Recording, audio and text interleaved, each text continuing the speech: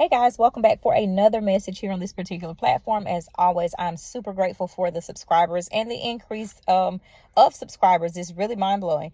And so I am grateful to none other than my Father in heaven for allowing me this particular platform. And as always, we'll start with our verse of the week, which is none other than Psalm 46:10. And it is a reminder of being still and knowing that our Father in heaven is who he says he is. As always, we'll dive into our message, and with this message, please take it back to our Father in heaven so that you can ask him what it is that he desires for you to receive from this message. And so our title for today is none other than finance. And when I was given this particular subject matter, it kind of led me back to Matthew 25. And it's, I encourage you to take the time to go and read that. Actually, we're going to read it. We're not. Proverbs 31. He gave me that one too, because it's the entire chapter of Matthew 25.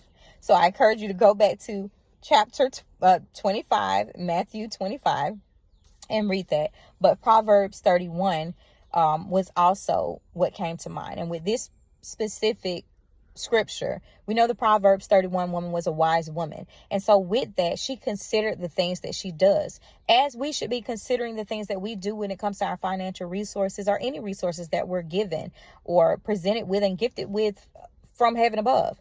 And so instead of a traditional savings, guys, you have to look at the different types of plans and options of what you're doing and choosing to do with your money. It should not just be sitting there making banks money. And so I was led to release this message because a lot of us don't know, or we didn't know these things growing up. We didn't necessarily come from a family that was financially savvy, or someone that came from wealth and knew the different ins and outs, scripturally speaking, not the ways of the world, but scripturally speaking, because a lot of the worldly principles have been kind of polluted, but they still have the basis of biblical principles. That's just like with a foreclosure.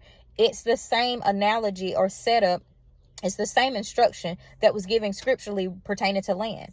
If you have debt that you owe and you can't pay it after 7 years, it's supposed to be forgiven. It's the same setup. It's the same scenario. And people don't understand and realize that that is actually a scriptural principle. And so instead of a traditional savings, which you're only earning like a 0.01% on, that's not even $1, guys. When you think about it, it's not even $1. It's a couple of pennies. This is why you never notice your increase at the end of the year when you get your interest payments or your dividends. And so what they're doing is, when you put your money into these types of accounts, which is a standard or traditional bank, you are actually allowing that entity, that lender, that borrower, that investment company, they are utilizing your money as their resource to give loans. So the same resource that you are pouring into to supply their need to have capital, you're not getting interest off of. Well, you are, but you're being really shortchanged, because at this end of the day, a half of a penny is not, you can't spend that. And so what's happening is, you're giving them the funding that they need to give you the money that you need. But then they have all of these different criteria that you have to meet. And so this is why a lot of people don't qualify from the same institutions that they actually house their money in. Oh no, it's bad. I know. So what you want to do is, you want to educate yourself, scripturally speaking, first, and then you're going to make it align with your natural life. So you're taking a spiritual and a scriptural principle, and you're making that application to your everyday life and your finances. And so instead of doing it this way, you're putting your money in high yield savings. You're putting it in trust accounts. You're putting it in your different types of interest bearing accounts, such as certificates of deposits, such as the educational plans, which allow you to, the 529, I just did a release on that, the 529 education plan, so that you guys are able to capitalize and have these tax write-offs and breaks that you need to be able to get ahead and maintain your wealth. Because it's one thing for you to put your stuff in a 401k, in a stock market, and then if you need to take money off of it, there are different penalties. And so when you do it and you put it into a savings account that earns you a higher interest rate, now you're getting what's called a dividend check. So that dividend is going to be paid out to you either monthly, quarterly, or annually, depending on how that institution that you choose does their compound rate and their payout. So you have to, once again, make the time to go and research, receive the wisdom that he desires to give you concerning your finances. And once you're doing these things, you will see the transition in your financial success. But this will be because it's coming from a heavenly place and not that of the way of the world. The way of the world just tells you get a bank account, a checking or a savings, and put your money in it. Have your account to go to a 401k, but they don't tell you that. When you get a 401k and you need it, guess what's going to happen? Double taxation, guys. That's right. You take the money off because it was not up to the time that you were supposed to not touch it. You use it before time. Guess what's going to have to be done now? We're going to tax you when you take it out. And then when you actually file your taxes, we're going to penalize you again. So don't go through that. You should have a separate pot of money outside of your retirement accounts that you have access to. But as you're pouring into those accounts, you are actually earning a high interest rate. So that way it is growing. It also gives you that cushion of having extra streams of income through the dividend. And now you're actually able to create that financial stability and the wealth that, our Father in heaven has desired to give us. And so start investing. And so, like I said, the earnings on this, you financing the consumer loans and making the institution filthy rich, because that's what's happening at the end of the day. You don't see a portion of that. Which you're investing to fund by placing your money there, you're going to earn smart. You're not going to forget about the Matthew 25 scenario. And so to educate you guys on the Matthew 25 verse or scripture, it is it's a reference point to the talents, the 5 talents. And in this case, he's not talking about talent as in your ability. He's talking about your actual finances and your wisdom concerning managing your money well. And so the 5 talents we know require that they consider the investments and the financial planning aspects of utilizing their money. Just like the Proverbs 31 woman did. She had to consider the field before she bought it. She didn't go and say, okay, well, this field is going to cost me $85,000, but I only have $35,000, so I'm going to give them the entire $35,000. No, she went and she considered that field and then she bought it. So meaning she was well within her budget. She considered what it was going to, her overhead cost. And now this is just me being geeky because I do own several brands. But you have to have an overhead budget for your business ventures. Then you have to have your we'll just say miscellaneous income. Your miscellaneous income is going to be something that's not reoccurring, but it could pop up at any time, such as inflations, such as your product costing more. And so those miscellaneous areas, or say your insurance premiums for the safety of your business. If your premiums go up, are you positioned to be able to keep up with that influx?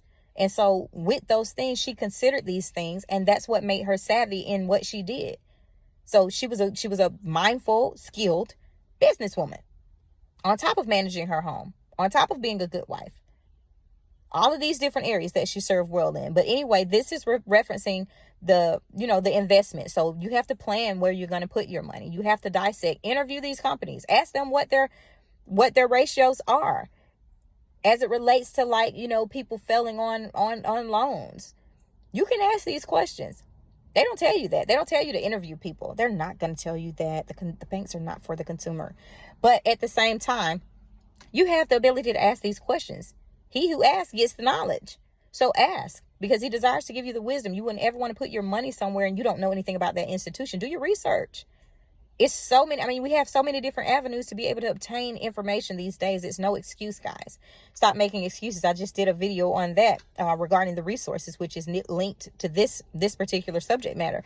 But at the same time, you have the ability to go out and find this information. So it's not like back then where if you didn't have anybody, then you just kind of have to figure it out. No, some things you'll have to figure out, but for the most part, you have avenues that will teach you, or that you can receive the information. Go set up a meeting with one of the executives. Set up a call so that you can ask the questions that you need to know in order for you to decide. Compare the rates. Look at their trends. Look at how they typically move up and down as far as their interest rates and what they offer to their consumers. And so be mindful of that. Make sure that you're financially planning. Set forth those different accounts. Like I said, you should have several different accounts set up. You should have your standard account. You should have your unexpected expenses account. And then you should also have your high earning savings accounts. You should have your retirement plans.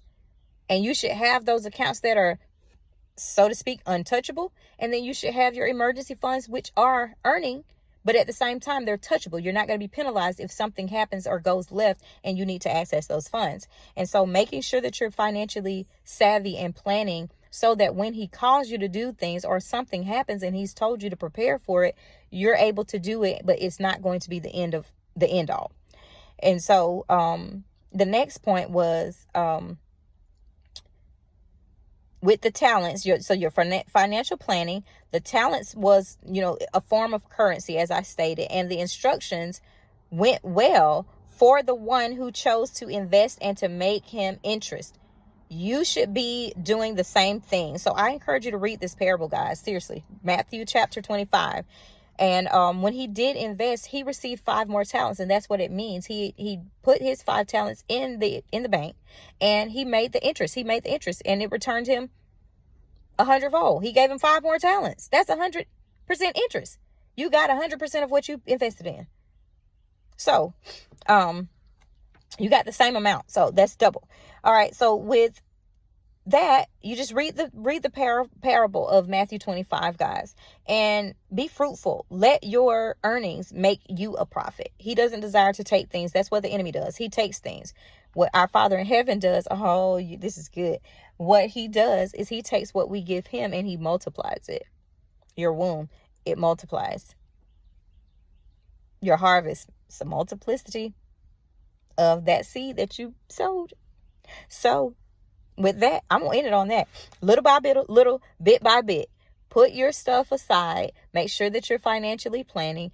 And when he calls you to things, you will be able to act because you are well equipped. So that's my message, guys. I thank you guys for watching this message to its entirety. And as always, I continue to thank the subscribers for sitting under this ministry work. And if you have questions, please reach out to me, comment below. And so I will respond to you at my leisure and availability. And as always, guys, please go back and watch the video as it relates to resources so that you guys can kind of get a little bit more in depth as to what I was referring to with resources and structuring your mindset and your thought process for you to be able to maneuver well over not just your finances, but over all areas of your life.